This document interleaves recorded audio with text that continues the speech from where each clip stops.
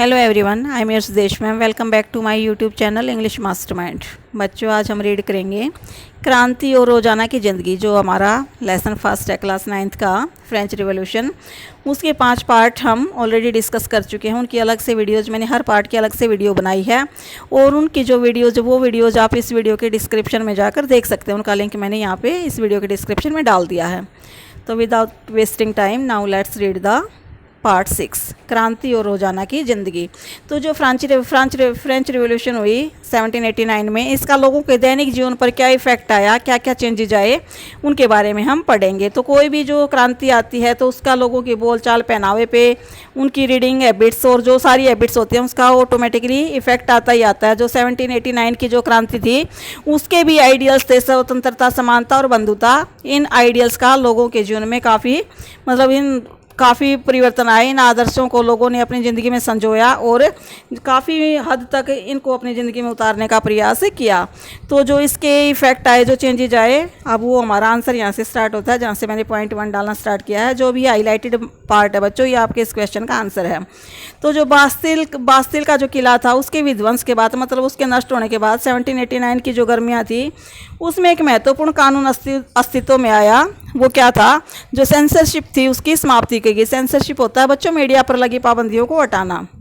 इससे पहले 1789 से पहले जो मीडिया थी वो राजा के अकॉर्डिंग चलती थी, उस पर मतलब पाबंदी लगी हुई थी। अब उसको समाप्त कर दिया गया। प्राचीन राजतंत्र के अंतर्गत तमाम लिखित जो सामग्री थी और सांस्कृतिक जो गतिविधियां थी, जैसे किताब, अखबार, नाटक, जो राजा के सेंसर अधिकारियों द्वारा पास किए जाने के बाद ही प्रकाशित या मंचित किए जा सकते थे। मतलब ये सारी चीज़ें राजा या राजा के अधिकारियों द्वारा पारित होने के बाद ही लोगों के लिए अवेलेबल हो पाती थी। परंतु अब इन सब अधिकारों के घोषणा पत्र ने भाषण एवं अभिव्यक्ति की स्वतंत्रता को, अब ये जो सारे अधिकार थे ये मतलब अब इन पर से ही पाबंदी हटा दी गई।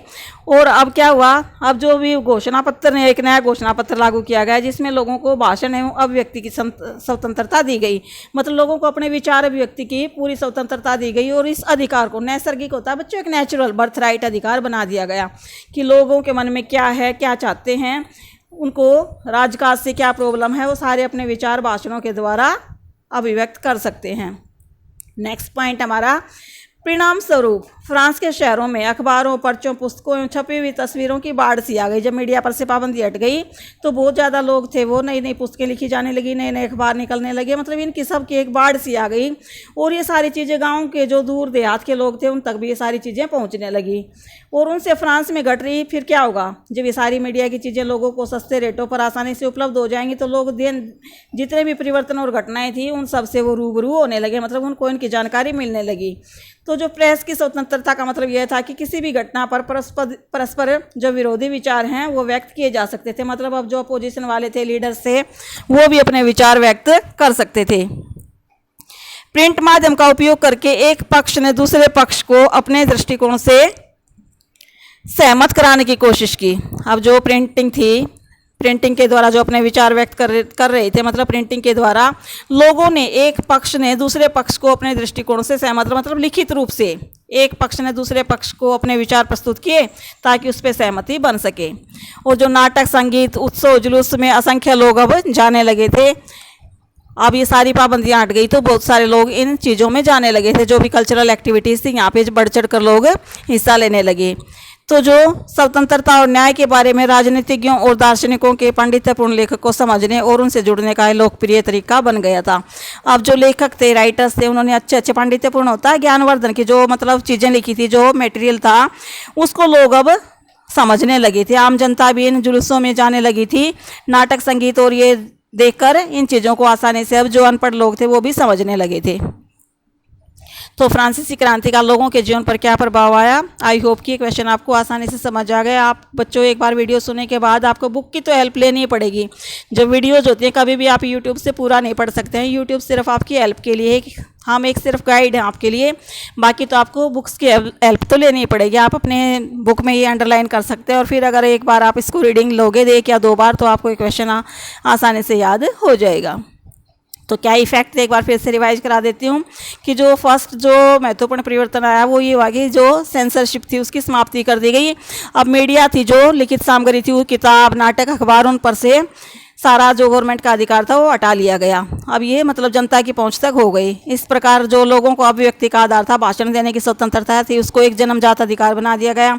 अखबार पुस्तक इनकी एक बाढ़ सी आ गई और ये गांव देहात के दूर दराज जो कोने थे वहां तक भी ये चीजें पहुंचने लगी। फलस्वरूप जो आम जनता थी वो भी दिन प्रतिदिन होने वाली घटनाओं और परिवर्तनों से रूबरू होने लगी। और प्रेस की जो स्वतंत्रता है उसका एक मतलब ये था कि जो अपोजिशन में जो पॉलिटिकल लीडर्स थे वो भी अपने विचार व्यक्त कर सकते थे। और प्रिंट के माध्यम का प्रयोग अब जो बोल के नहीं कर सकता था वो लिख कर अपने पक्ष को दूसरे पक्ष तक दिखा सकता था, भेज सकता था, जिस पे ताकि एक आम सहमति बन सके। और जो नाटक, संगीत और जो सामाजिक जुलूस थे इनमें अब लोग बढ़ चढ़ कर हिस्सा लेने लगे। और इस तरह जो ये स्वतंत्रता, न्याय और बंधुता के विचार थे ये आम जनता के समझ में भी आने लगे। अब बच्चों हमारा कि जो ये सारांश है इसमें भी एक क्वेश्चन निकल जाता है जो हमारा एनसीईआरटी का आपकी बुक में पीछे जो 6 क्वेश्चन है, मैं आपको क्वेश्चन दिखा देती हूँ कि नेपोलियन जो बोनापार्ट है उसके उदय को कैसे समझा जाता है। क्वेश्चन 6, तो इसका आंसर हमारा पूरे का पूरा यहाँ पे निकल आता है। तो ये क्वेश्चन यहाँ से ऐसे, इसकी जो फर्स्ट बिगिनिंग लाइन हो हमें ऐसे स्टार्ट करनी है। जो डायरेक्टरी की राजनीति थी उसकी अस्थिरता के कारण जो जैकोबिन जो क्लब था उसने डायरेक्टरी की राजनीति स्थापित की थी, लेकिन धीरे धीरे वो भी मतलब डगमग होने लगी थी, उसको भी लोग नापसंद करने लगे थे। तो जो डायरेक्टरी की राजनीति थी उसकी अस्थिरता के कारण 1804 में 1804 में नेपोलियन बोनापार्ट ने खुद को फ्रांस का सम्राट घोषित कर दिया। तो जैसे ही वो जैकोबिन क्लब थोड़ा सा डगमगाया तो उस स्थिति का फायदा उठाते हुए 1804 में नेपोलियन बोनापार्ट ने अपने आप को वहाँ का राजा घोषित कर दिया। उसने पड़ोस के जो यूरोपीय देश थे उनमें विजय यात्रा शुरू कर दी, मतलब उनको हराना शुरू कर दिया और उन पर अधिकार करना शुरू कर दिया। और जो भी जीते हुए स्टेट्स थे उनकी बागडोर उसने अपने खानदान के, अपने जान पहचान वालों के हाथों में दे दी। तो जो नेपोलियन था खुद को यूरोप की आधुनिकीकरण का अग्रदूत मानता था। वो ये मानता था कि जो यूरोप में आधुनिकीकरण हो रहा है वो मेरे कारण हो रहा है। उसने निजी संपत्ति की सुरक्षा के कानून बनाए और दशमलव पद्धति पर आधारित नाप तोल की एक नई समान प्रणाली चलाई जो मतलब इक्वल थी वो सबके लिए। नाप तोल पहले धोखाधड़ी होती थी, अब वो नहीं रहा। एक दशमलव पद्धति पर आधारित एक समान मतलब नाप तोल की एक प्रणाली चलाई और निजी संपत्ति की सुरक्षा के कानून भी उसने बनाए। तो शुरू में बहुत सारे लोगों को नेपोलियन ऐसा लगा कि हाँ वाकई में ये कुछ ना कुछ तुम्हारे लिए अच्छा करेगा, मुक्तिदाता था। लेकिन धीरे धीरे जनता को उसकी जो सेनाएं थी वो हमलावर लगने लगी, मतलब ऐसा लगने लगा कि ये भी एक लुटेरा है, एक आक्रमणकारी है। इसलिए 1815 में वाटरलू नामक जगह पर उसकी हार हो गई। तो ये जो नेपोलियन का उदय कैसे हुआ और कैसे उसकी हार हुई, नेपोलियन का जीवन, इसमें पूरा इस सारांश में आपका आ जाता है। अब हमारा जो थर्ड क्वेश्चन आपका एनसीईआरटी में पीछे 19वीं और 20वीं सदी की दुनिया के लिए फ्रांसीसी क्रांति कौन सी विरासत छोड़ गई। तो हम सभी जानते हैं जो फ्रांसीसी क्रांति के आइडियल्स थे वो स्वतंत्रता, समानता और बंधुता थे। तो स्वतंत्रता और जनवादी अधिकारों के विचार फ्रांसीसी क्रांति के सबसे महत्वपूर्ण, जनवादी अधिकार मतलब जनता के लिए जो अधिकार थे, आम जनता के अधिकारों के लिए जो डिमांड थी वही फ्रांसीसी क्रांति की सबसे महत्वपूर्ण विरासत थी। ये विचार 19वीं सदी में फ्रांस से निकलकर पूरे यूरोप में फैल गए और सभी जगह सामंती व्यवस्था का नाश हुआ।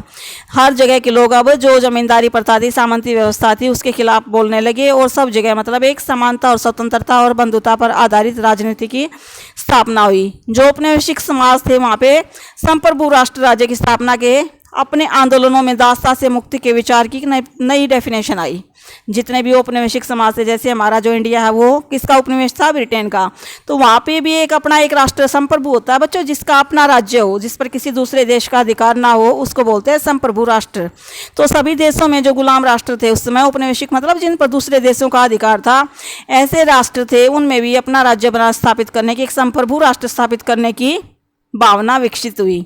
और हमारे देश में जो टीपू सुल्तान और राजा राम, टीपू सुल्तान जो मैसूर का राजा था, एक पावरफुल राजा था जिसने अंग्रेजों से डटकर लोहा लिया। और राजा राम मोहन राय तो हम सभी जानते हैं कि अच्छे समाज सुधारक थे, एक महान समाज सुधारक थे। उनके भी जो विचार थे वो किससे प्रभावित थे, फ्रांसीसी क्रांति से प्रभावित थे। उनको भी वहीं से प्रेरणा मिली थी, इसलिए वो इतने बड़े समाज सुधारक बन पाए। तो ये हमारा जो क्वेश्चन 3 है उसका आंसर इसमें निकल जाता है। तो बच्चों ये थी हमारे इस लेसन की लास्ट पार्ट की वीडियो, और इससे पहले मैं 5 वीडियोस डाल चुकी हूँ, उनको भी आप इस वीडियो के डिस्क्रिप्शन में जाके उनका लिंक देख सकते हैं और सुन सकते हैं। तो नेक्स्ट वीडियो में मैं इसके क्वेश्चन आंसर के साथ आपसे फिर मिलूँगी। तब तक के लिए नमस्कार। Thanks for watching my video. यदि आपको वीडियो अच्छी लगी तो प्लीज़ लाइक करें, शेयर करें और मेरे चैनल को सब्सक्राइब ज़रूर करें।